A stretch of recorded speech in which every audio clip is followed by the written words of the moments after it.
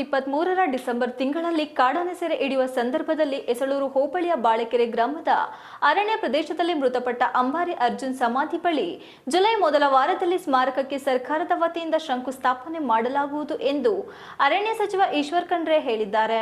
ಹೋದ ವರ್ಷ 4ನೇ ಡಿಸೆಂಬರ್ನಲ್ಲಿ ಏನೊಂದು ನಮ್ಮ ಹೆಮ್ಮೆಯ ಅರ್ಜುನ್ ಆನೆ ಇವತ್ತು ನಮ್ಮಿಂದ ಅಗಲಿ ಹೋಗಿದ್ದಂಥ ಸಂದರ್ಭದಲ್ಲಿ ನಾವು ಹಾಸನ ಜಿಲ್ಲೆಯಲ್ಲಿ ಇವತ್ತು ಒಂದು ಅರ್ಜುನ್ ಆನೆಗೆ ಸ್ಮಾರಕ ನಿರ್ಮಾಣ ಮಾಡ್ತೀವಿ ಅಂತ ಹೇಳಿ ಘೋಷಣೆಯನ್ನು ಮಾಡಿದ್ದೇವೆ.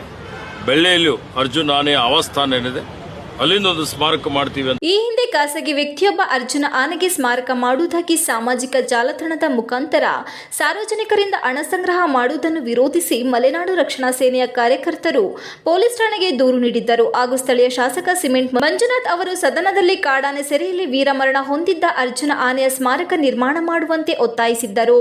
ಸಾಂಸ್ಕೃತಿಕ ನಗರಿ ಮೈಸೂರು ದಸರಾ ಸಂದರ್ಭದಲ್ಲಿ ಸುಮಾರು 8 ಬಾರಿ ಅಂಬಾರಿ ಹೊತ್ತ ಅರ್ಜುನ ಮೃತಪಟ್ಟ ಸ್ಥಳದಲ್ಲಿ ಸ್ಮಾರಕ ನಿರ್ಮಾಣ ಮಾಡುವುದು ನಮ್ಮ ಹೋರಾಟಕ್ಕೆ ಜಯ ಸಿಕ್ಕಂತಾಗಿದೆ ಎಂದು ಮಲೆನಾಡು ರಕ್ಷಣಾ ಸೇನೆಯ ರಾಜ್ಯಾಧ್ಯಕ್ಷ ಸಾಗರ್ ಜಾನಕೆರೆ ರಾಜ್ಯ ಸರ್ಕಾರಕ್ಕೆ ಅಭಿನಂದನೆ ಸಲ್ಲಿಸಿದ್ದಾರೆ. ಏನು ಸರ್ಕಾರ ಒಂದು ನಿಲುವನ್ನ ಕೈಗೊಂಡಿದೆ, ಆ ನಿಲುವು ಇವತ್ತು ಸ್ವಾಗತಾರ್ಹ.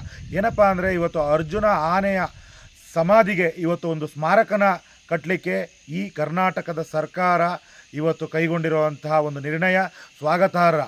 ಈ ವಿಚಾರವಾಗಿ ನಮ್ಮ ಸ್ಥಳೀಯ ಶಾಸಕರಾದ ಸಿಮೆಂಟ್ ಮಂಜುನಾಥ್ ಅವರು ಸಹ ಹೋರಾಟವನ್ನು ಮಾಡಿ ಸದನದಲ್ಲಿ ಧ್ವನಿ ಎತ್ತಿ, ಗಟ್ಟಿ ಧ್ವನಿನಲ್ಲಿ ಧ್ವನಿ ಎತ್ತಿ ಸರ್ಕಾರದ ಗಮನ ಸೆಳೆದಿದ್ದಾರೆ.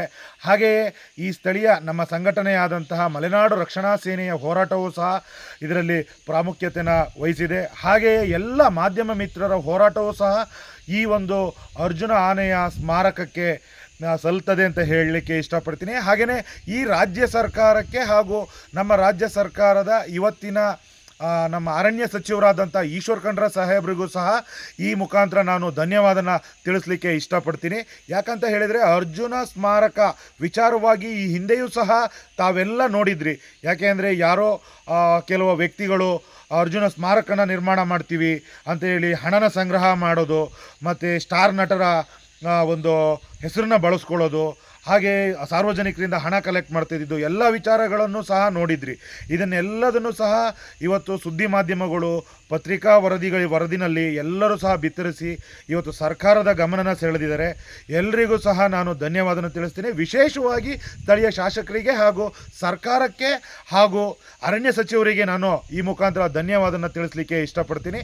ಆದಷ್ಟು ಬೇಗ ಈ ಒಂದು ಅರ್ಜುನ ಸ್ಮಾರಕ ನಿರ್ಮಾಣ ಆಗಲಿ, ಸಾರ್ವಜನಿಕರ ದರ್ಶನಕ್ಕೆ ಸಿಗಲಿ ಅಂತ ಹೇಳಿ ಈ ಮುಖಾಂತರ ಕೇಳ್ಕೊಳ್ತೀನಿ.